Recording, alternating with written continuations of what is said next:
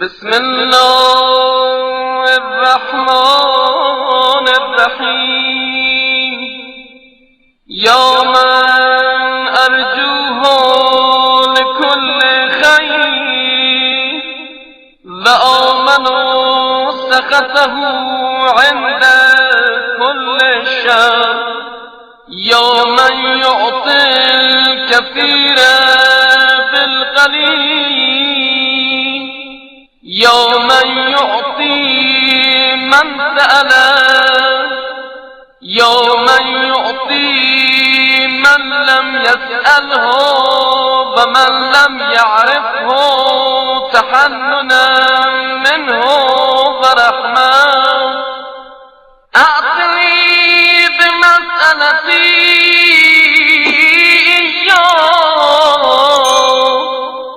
جميع خير الدنيا وجميع خير الآخرة.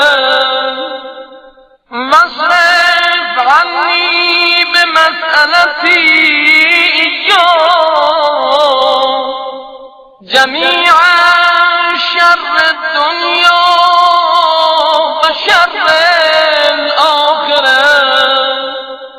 فإنه غير منقوص ما أعطيت.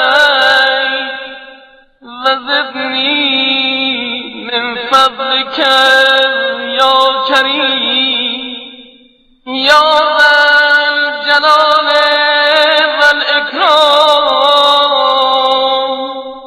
يا ذا النعماء والجود